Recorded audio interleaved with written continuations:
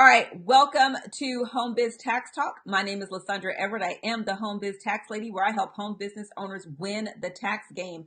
Home Biz Tax Talk airs Monday through Friday, 9 o'clock-ish. And when you tune into my show, you're going to hear about topics that are important to the home business community. Today, we are talking about mortgage fraud. All right, so here's the thing. As business owners, one of the things that we want to do is get to the point where, we start our businesses at the kitchen table, and our job is to grow our business to where it sustains our lifestyle. And one of those things is buying a home.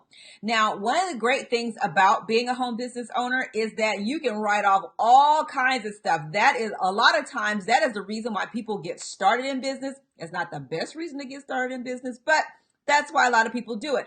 However, when you're looking at making the step to buy a home, there is some planning involved. And one of those things is paying taxes, okay?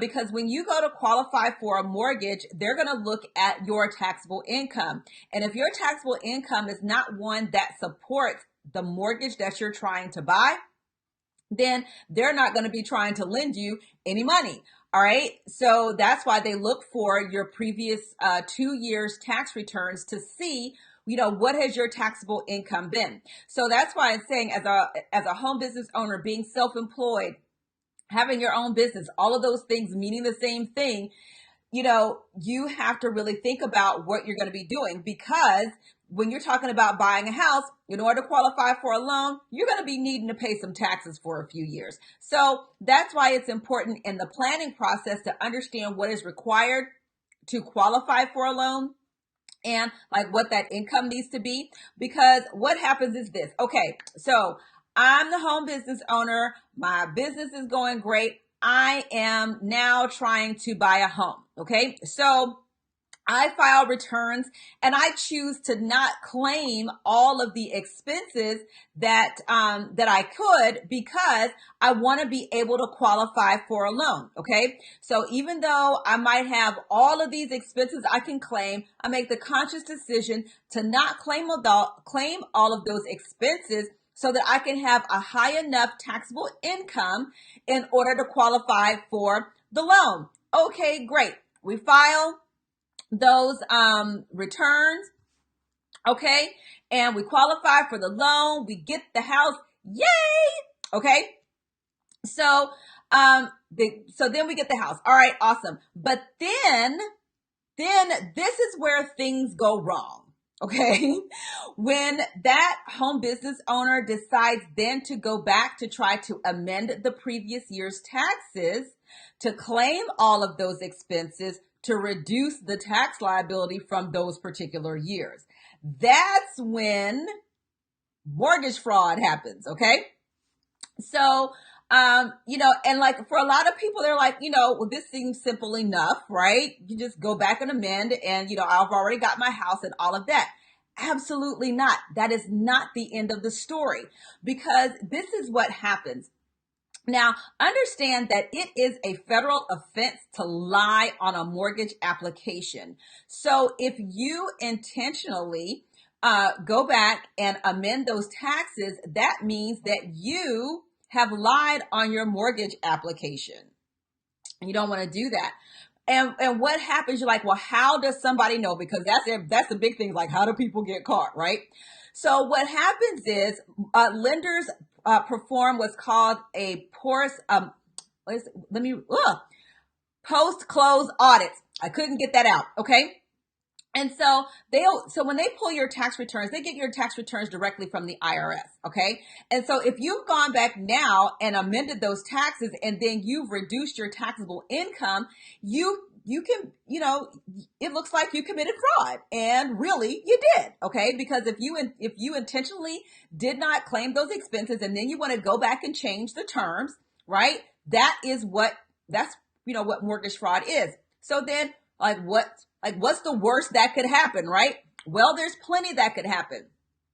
The mortgage lender can change the terms of your loan. They can say, okay, well, based on this amount of income, we would have charged you this specific interest rate. And so we're going to change your interest rate now. They can also demand the full repayment of your loan immediately. Okay. This is crazy. This is something that I didn't even know. And I used to be in real estate. Okay. But I never thought about mortgage fraud. Evidently, it is a very big thing. Okay. But on the federal level, it's also punishable by a fine up to $1 million and 30 years in prison. Okay. So that's a federal conviction. That's not even dealing with the state. Okay. So, but this actually happens more often than not. As I was kind of researching this topic, I was really surprised at how many people actually do this and get caught. It is amazing. So, as a matter of fact, while I was researching this, I ran across a story about Paul Manafort. We already know what kind of drama that he's been going through. Well, to add insult to injury, he's also being investigated for mortgage fraud. Whatever they were investigating with the whole Russia thing, blah, blah, blah. One thing led to another. And so now he's being investigated for mortgage fraud. Can't even. So, so the question is that, I guess my point in sharing with you is this. When you are self-employed and you're trying to qualify for a mortgage, you're going to pay taxes. Okay. They're going to be pulling your tax returns. Your tax returns is what tells the truth. Okay. You can, say, okay, well, here's my profit and loss statement. You can tweak your profit and loss statement to make it say what it wants to. But if your profit and loss statement does not match your tax returns, then the lenders say, okay, there's something wrong here. Not exactly sure we're going to give you this money. So it's better for you to plan for this event, this buying a home, right? So yeah, you're going to pay taxes. If you know you're going to have to pay taxes. And what do I tell you all the time? You set aside 30% of your income for taxes because you got to, cover your federal taxes. 43 states have have state income taxes. You got local taxes. You got, annual filing taxes for your business. There's all kind of expenses that, come along with the cost of doing business. That's why I say that 30%, so that you'll be able to write the check when it's time for you to pay your taxes. Instead of running up a tax bill, not paying those taxes until after you close on your home, and now you want to go back and amend and reduce the amount that you owe and the penalties and all of that. That's not how this works. So I caution you in proceeding in that manner. Okay. Absolutely caution you to do that. Because if it's found that and here's the other thing.